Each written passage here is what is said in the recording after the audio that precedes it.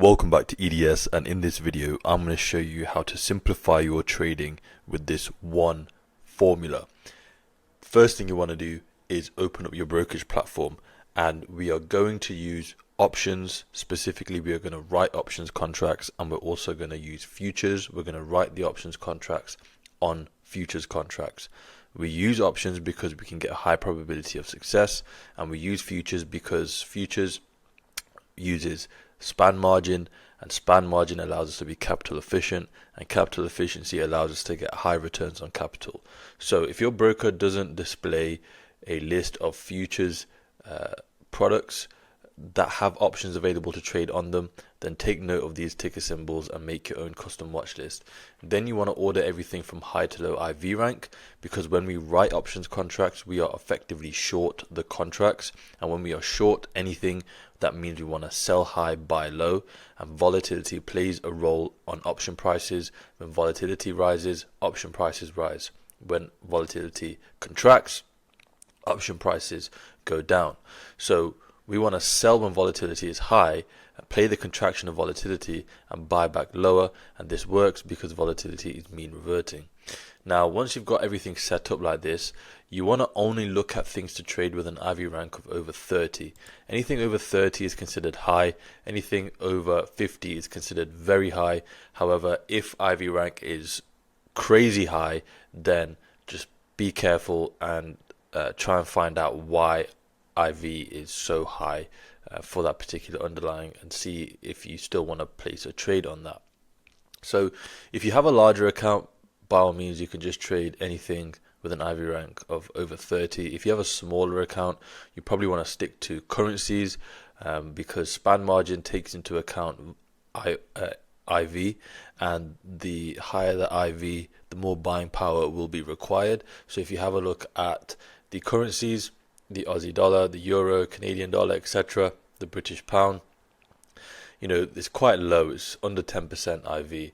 If you look at things like, the soybean futures, wheat, corn, live cattle, lean hogs, etc., it's typically much higher. So if you have a smaller account, stick to currencies at the beginning.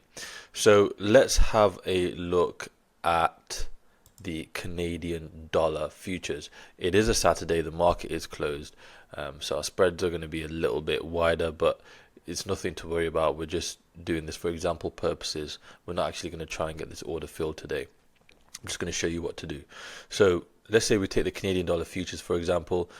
It has an IV rank of 62.3, an absolute IV level of 8.1%. Okay, so let's now go over to where we can see a list of expiration dates for the Canadian dollar futures. So on the left here we have the option expiration dates, and next to it we have the futures contract that correlates to that expiration date.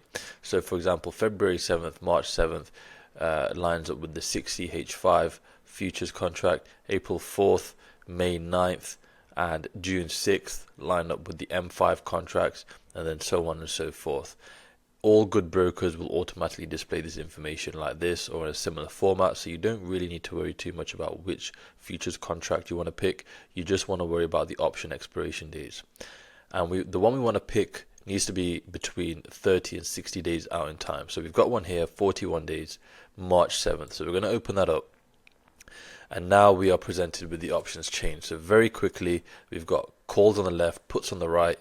We have a horizontal orange line that shows us where the price of the Canadian dollar is with respect to the strikes going down the middle. We have a vertical orange bar that shows us the expected move of the Canadian dollar over the next 41 days. We have these standard blue dotted standard deviation levels that show us where our standard deviations are.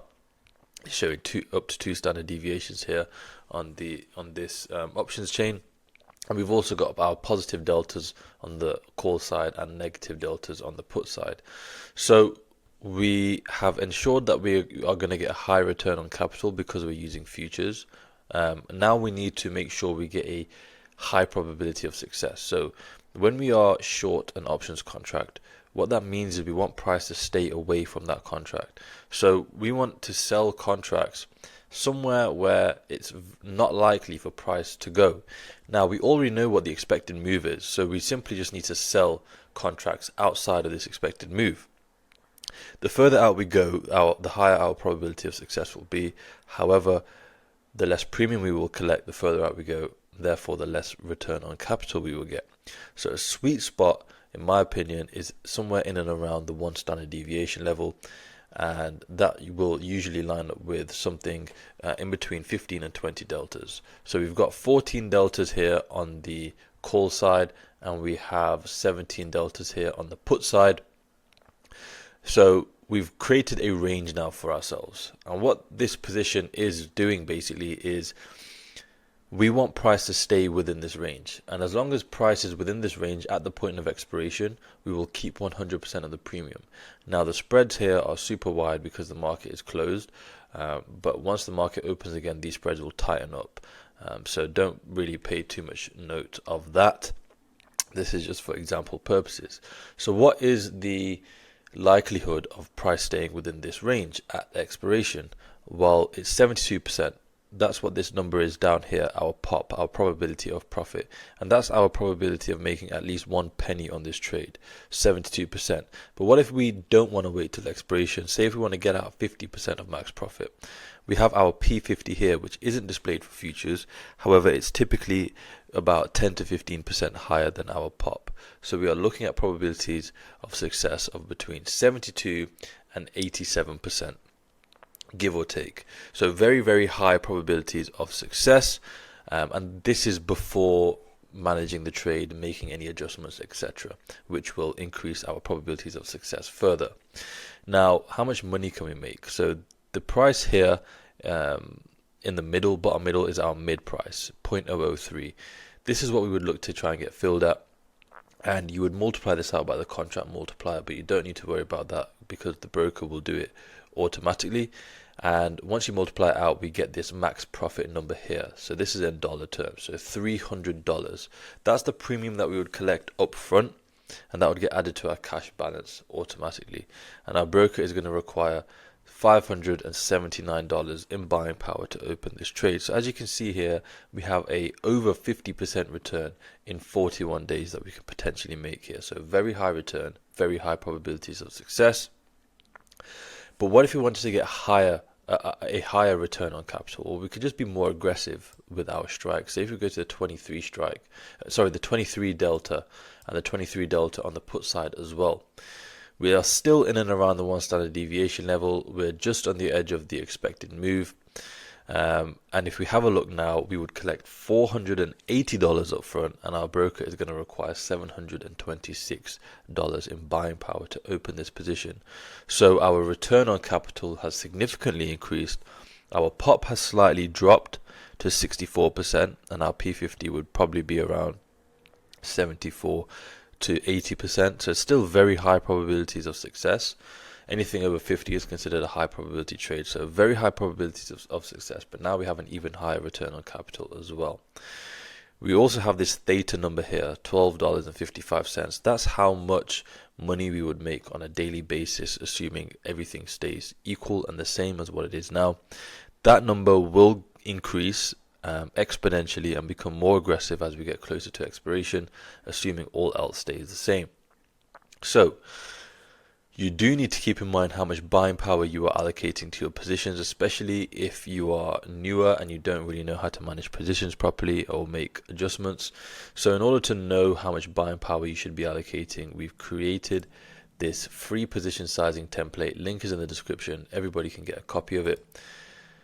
And the way it works is you enter in the size of your portfolio. So say if you have a $10,000 account, you can then enter in whatever the current VIX level is below, and then everything will be automatically calculated for you. It will tell you the maximum amount of buying power to allocate to any single defined risk position, undefined risk position, how much of your portfolio you should be allocating to short premium strategies in general. As long as you follow this, over the long run, you'll be absolutely fine. And if you would like to learn in more detail about what we do and how we do it, click this button here. Link will be in the description. This time click on EDS Premium, get yourself signed up, Inside, you will have access to our portfolios that will allow you to see the positions that we're placing, how we manage risk, how we make adjustments, all in real time. There's a full course, so no prior knowledge is required. We will teach you everything that you need to know. It is a private community, so if you get stuck at any point, you can speak with myself directly or with other like-minded individuals. There's a 100% money back guarantee. So once you've studied the course and followed some of our trades, after 6 months, if you haven't been profitable, then we will work with you for free until you are, or you can request a full refund. So it's completely risk-free. It's $9.99 a month to join right now. The price will be increasing. However, once you're in, the price is locked in for you for life. So the earlier you get in, the cheaper your membership fee will be. And the aim of EDS Premium is to teach you the skill. We do not want to keep you dependent on us. We want to give you the skill, and it's something that once you learn, you can take it with you for the rest of your life. Nobody can ever take it away from you. And we want to get you to that point of where you are self-sufficient within 6 to 12 months. You are always welcome to stay and be a part of the community, but within 6 to 12 months, you should be good to go. So with that being said, I will see you guys on the inside.